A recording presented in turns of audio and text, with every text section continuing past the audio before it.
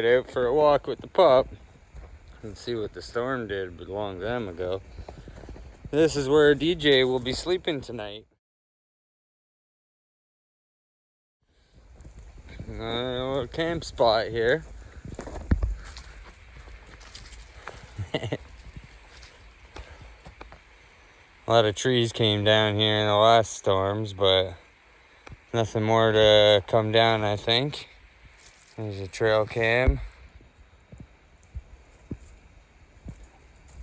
A lot of animals come through here, black bear, coyote, whatever, but he'll be locked in this inside old Ruby Red.